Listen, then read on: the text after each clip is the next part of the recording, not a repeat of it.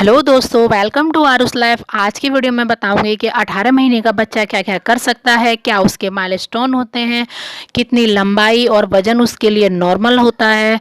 तो वीडियो आप लास्ट तक देखिए। इस वीडियो में यह भी बताऊंगी कि हम कैसे बच्चे की हेल्प कर सकते हैं ताकि उसका फिजिकल और जो मेंटल डेवलपमेंट है वो अच्छी तरीके से हो पाए। तो वीडियो काफ़ी इंटरेस्टिंग है। अगर आप वीडियो को अच्छी तरह से देखेंगे तो आप अपने बच्चे को अच्छे से कोरिलेट भी कर पाएंगे। तो चलिए वीडियो स्टार्ट करते हैं। सबसे पहले हम बात करेंगे वेट यानी वजन। बच्चे के लिए नॉर्मल जो वजन है वो कितना होना चाहिए। हम बॉय की बात करेंगे तो बॉय, अगर हमारा बेबी बॉय है तो उसका वजन 10 से 12 किलोग्राम यानी 10 से 12 किलोग्राम के बीच में नॉर्मल माना जाता है।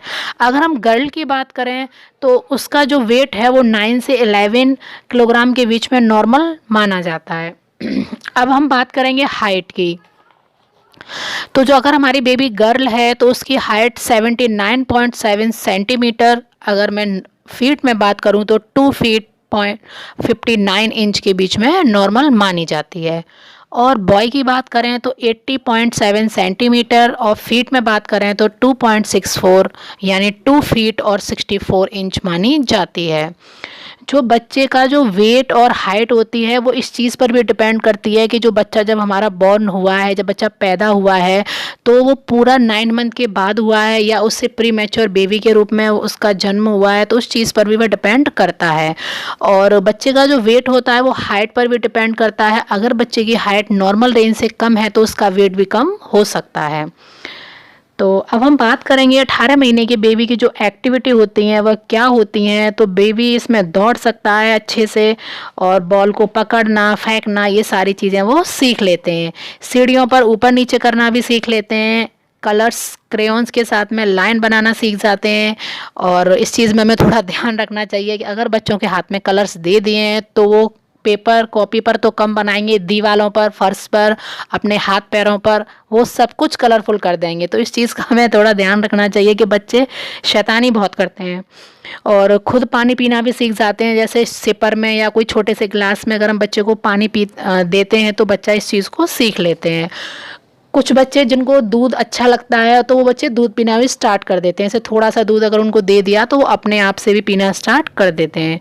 बच्चे की जो बढ़ती उम्र होती है उसके साथ साथ जो उनकी जो एक्टिविटी होती है वो बहुत ज़्यादा वो एक्टिव हो जाते हैं। उनके पीछे पीछे भागते पूरा दिन निकल जाता है, तो इसके लिए हमें खुद भी एनर्जेटिक रहना पड़ेगा।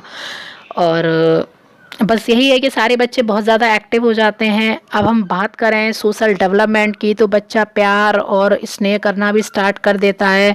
जैसे वो अपने घर वालों से उसका थोड़ा ज़्यादा लगाव हो जाता है। अगर जो जब बच्चा छोटा होता है तो सबसे पहले तो उसका माँ के साथ ही होता है, पर जैसे जैसे बच्चा बड़ा होता है तो घर में अगर दादी दादा है, बुआ है, चाचा है या कोई और भी मेंबर है तो उसके साथ भी उनका लगाव बढ़ जाता है।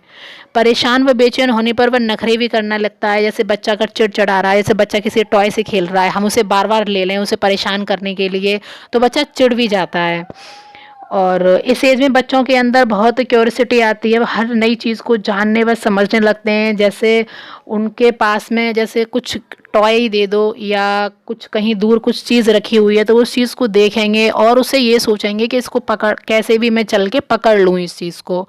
तो हमें इस चीज़ को ये ध्यान रखना चाहिए कि बच्चे के आसपास कोई ऐसी चीज़ ना रखें कि जिससे वह अपने आप को हार्म कर सके, क्योंकि जब बच्चा छोटा होता है तो उसे ये चीज़ का तो नॉलेज नहीं होती है। जैसे कैंची है, चाकू है या जो ये जो बिजली वाले बोर्ड होते हैं, इन चीज़ों से बच्चों को संभाल कर रखना चाहिए। अब हम बात करेंगे कि इस एज में बच्चे का जो लैंग्वेज डेवलपमेंट होता है वो कितना होता है। तो 10 से 20 वर्ड वह बोलना सीख जाते हैं। बच्चों को अपने फेवरेट टॉयज़ के नाम से भी वह जानना स्टार्ट कर देते हैं। जैसे अगर किसी का छोटा कोई जैसे टॉय है उसका कुछ नाम अगर हम रख देते हैं, जैसे इसका नाम कुछ है, राजा है या कुछ कुछ भी रख सकते हैं, तो बच्चा वह भी बोलना स्टार्ट कर देते हैं। बच्चा फ़ोन पर बात करने की नकल बहुत करते हैं।